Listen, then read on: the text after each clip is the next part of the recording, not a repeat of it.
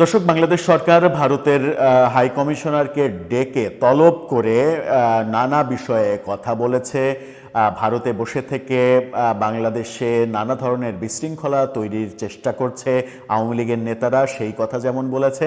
সাম্প্রতিক সময়ে ওসমান হাদির আক্রমণের বিষয়টিও ভারতের হাই কমিশনারকে বলা হয়েছে এবং এই ব্যাপারে এক ধরনের অভিযোগই বাংলাদেশ সরকারের পক্ষ থেকে দেয়া হয়েছে ভারতীয় হাই কমিশনারকে এবং বলা হয়েছে ভারতের ভূখণ্ড ব্যবহার করে বাংলাদেশের বিরুদ্ধে ষড়যন্ত্র করা হচ্ছে।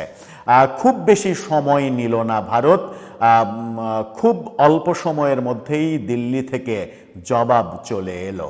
দিল্লি কি জবাব দিল? আমরা এর আগের ভিডিওতেই বলেছিলাম যে দিল্লি কি অবস্থান নেয়, এর পরিপ্রেক্ষিতে কি জবাব দেয় সেটার উপরে অনেক কিছু নির্ভর করছে। দিল্লি কি জবাব দিল? খুবই দ্রুত দিল্লি যে রিয়াক্ট করলো, সেই রিয়াকশানে তারা কি বলার চেষ্টা করলো চলুন একটু জেনে দেখি এই ভিডিওতে। তাতে করে সম্পর্কটা আরও বেশি খারাপের দিকে যাচ্ছে কিনা দুই দেশের সেটাও বিশ্লেষণ করার চেষ্টা করব। থাকবেন পলিটিক্স টিভির নিয়মিত আয়োজনে।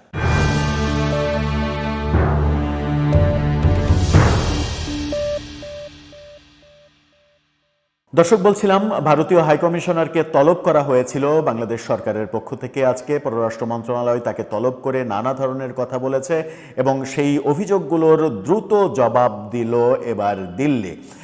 সংবাদের শিরোনামটা দেখলেই বুঝতে পারবেন, সেখানে বলা হচ্ছে নয়াদিল্লির জবাব, বাংলাদেশের স্বার্থবিরোধী কাজে নিজেদের ভূখণ্ড ব্যবহারের অনুমতি দেয় না ভারত।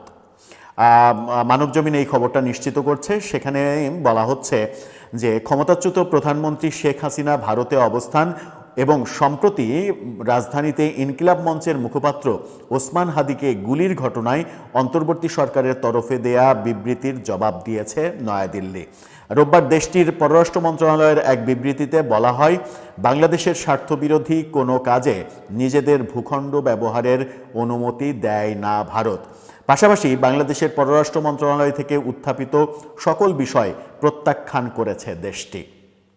বিবৃতিতে বলা হয়, বাংলাদেশে শান্তিপূর্ণ পরিবেশে অবাধ, সুষ্ঠু ও অন্তর্ভুক্তিমূলক ও বিশ্বাসযোগ্য নির্বাচন অনুষ্ঠানের পক্ষে বরাবরই নিজেদের অবস্থান পুনর্ব্যক্ত করে আসছে নয়াদিল্লি। আবারও অন্তর্ভুক্তিমূলক নির্বাচনের ব্যাপারে তারা একেবারে লিখিত জবাবে বলছে।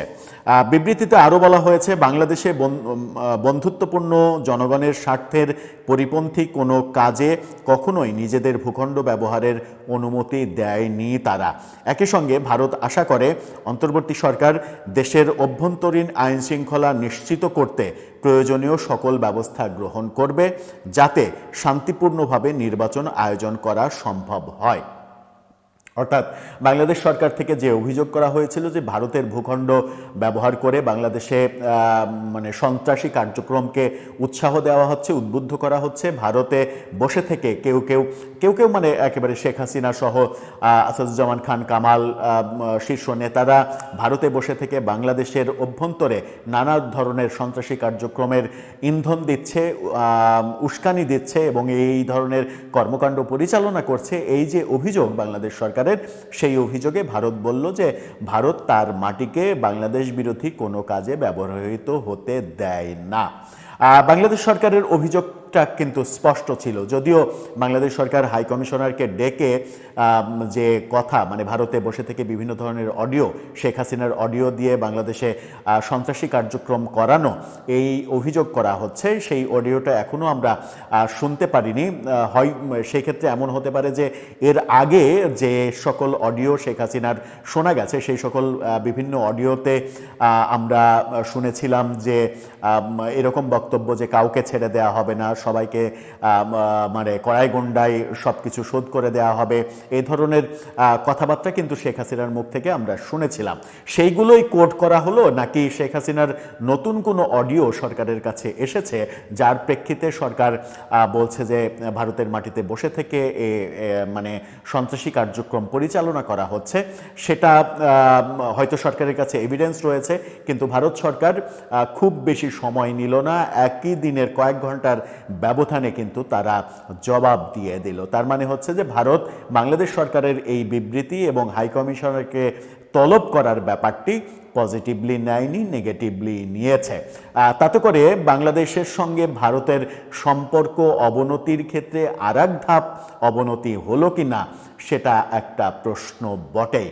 সাম্প্রতিক সময়ে ভারত বাংলাদেশের সম্পর্ক ভালো নয় বলেই আমরা দেখছি।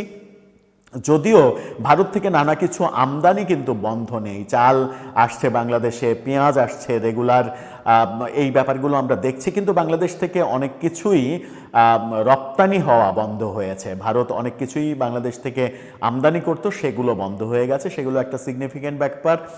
ভারত চিকিৎসার জন্য যে ভিসা দিত বাংলাদেশ থেকে, যে ব্যাপক হারে হাজার হাজার রোগী ভারতে যেতেন উন্নত চিকিৎসার জন্য, সেগুলো বন্ধ হয়ে গেছে। ভারত মানে একেবারেই মানে খুবই প্রয়োজন ছাড়া ভিসা দিচ্ছে না। এই ব্যাপারগুলো দুই দেশের সম্পর্ক অবনতির ক্ষেত্রে একটা বড় দৃষ্টান্ত হিসেবে আসতে পারে সামনে। আরেকটা ব্যাপার দেখছি যে আমরা চিকেন নেক এলাকায় ভারত কিন্তু নতুন নতুন সামরিক ঘাঁটি তৈরি করছে। এরকম মুহূর্তে আমরা কতটা তাদের সঙ্গে সখ্যতা বজায় রাখতে পারবো, নাকি এই দুই দেশের সম্পর্কটা একেবারে শত্রুতে পরিণত হবে শুধুমাত্র শেখ হাসিনার কারণে কিংবা আওয়ামী লীগের নেতাদের কারণে, সেটাই এখন দেখার বিষয়। দর্শক, আপনার ভাবনা কি? আপনার মতামত জানিয়ে লিখতে পারেন আমাদের কমেন্ট বক্সে।